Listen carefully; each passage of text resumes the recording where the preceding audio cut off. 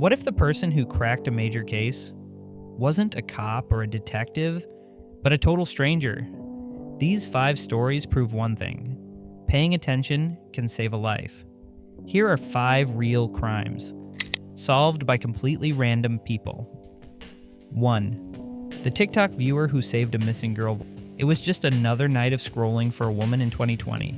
TikTok videos, memes, pranks, the usual distractions. Then, something caught her eye. A house in the background of a video. At first glance, it seemed like any other silly clip. A girl dancing in a living room, loud music, bad lighting. But the house felt familiar. She'd seen it before in a missing persons report that had gone viral a year earlier. A strange mix of wallpaper, a broken shutter, and an oddly shaped window. Most people would have kept scrolling, but something tugged at her. A gut feeling she couldn't ignore. She pulled up the missing persons report, compared the photos, matched the layout. Could it really be the same house? She didn't hesitate. Twists and turns, sparking a federal investigation into a TikTok video. Fox 16's Mitch McCoy joins us live with how all of this happened and what we know about that video. Mitch. Well, Kevin and Donna, good evening to you both. It started early this morning, a video quickly being shared on social media. Take a look at these photos right here. On the left-hand side, a still image from that viral TikTok video, a young woman gazing into the camera. It did not take long before many started speculating on if the woman is Stuttgart native Cassie Compton, who's been missing since 2014. She contacted the police, attaching the TikTok link. They took it seriously. Officers traced the video, located the house, and what they found inside shocked them. The missing girl, nearly 2 years gone, was still alive. Nearly 700 days in captivity. The man holding her was arrested and charged with kidnapping, unlawful imprisonment, and multiple counts of abuse. Her family, they were stunned. They had planned vigils, placed posters, even started to grieve. And now, she was back. All because a stranger noticed a house and said something. It makes you wonder, how many cries for help are hidden in plain sight? 2. The waitress who trusted her gut. But not every rescue starts online. Sometimes it begins with a cup of coffee. Early one chilly morning in a small Idaho town, a waitress was finishing her 3rd pot. The diner buzzed with quiet conversation, clinking plates, and the occasional laugh.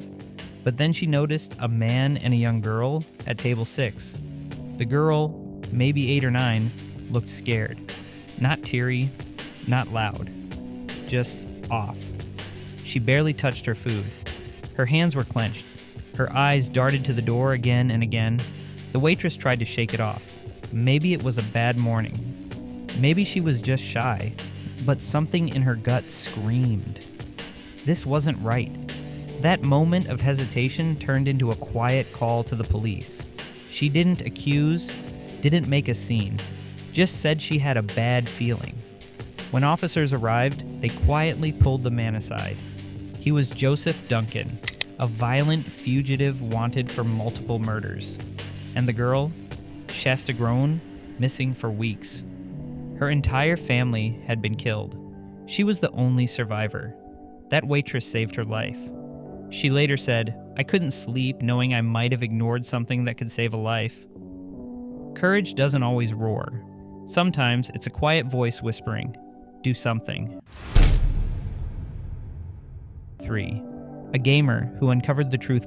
Online detectives get a bad rap, but sometimes they're right.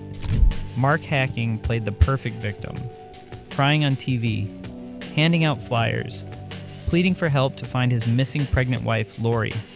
But while most people saw heartbreak, one gamer saw holes in the story. He wasn't a detective, just someone who loved puzzles and had a sharp eye for lies.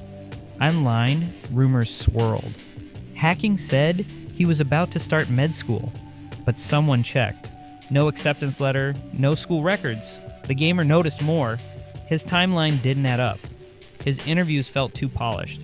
So he gathered screenshots, made a timeline, and sent everything to the police. That tip changed everything. Police searched a landfill. And there, buried under tons of garbage, they found Lori's body. She had been murdered before the search even began. Mark was arrested. He confessed, and he's now serving life in prison. The gamer said, "I just couldn't shake the feeling that something was wrong." It's a haunting reminder. Even lies told on national TV can fall apart with just a little digging. Are we watching or just assuming? 4.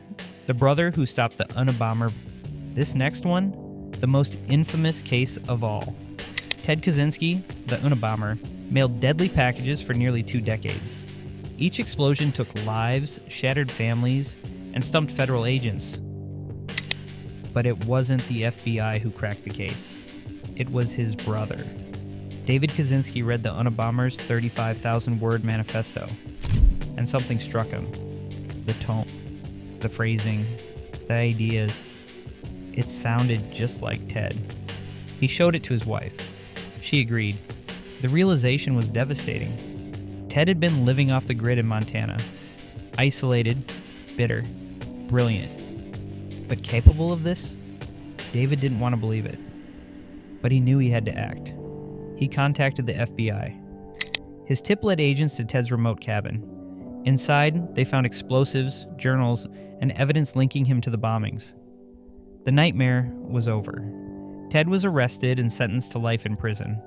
David said it shattered him, but saving lives mattered more. The hardest part of justice isn't always finding the truth. Sometimes it's accepting it. 5. The genealogy expert who caught the Golden State Killer.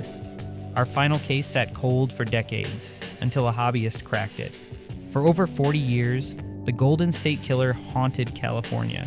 He stalked neighborhoods, broke into homes, took lives, and then vanished. Detectives hit dead ends, leads dried up. But Barbara rae-venter had something they didn't. Patience, and a passion for solving puzzles. She wasn't law enforcement, just a genealogy enthusiast who used public DNA databases like others used crossword puzzles. She started building family trees, cross-referencing names, comparing generations. Slowly, one match turned into 2. The branches narrowed, and one name stood out: Joseph James D'Angelo, a former police officer. When he was arrested in 2018, survivors wept. Some had waited half their lives for justice. Barbara never expected her hobby to make history, but it did. She showed the world that even cold cases can thaw, with time, tech, and determination. These people weren't detectives.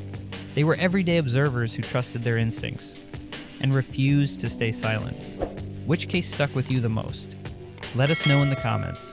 And remember, you never know what you might uncover.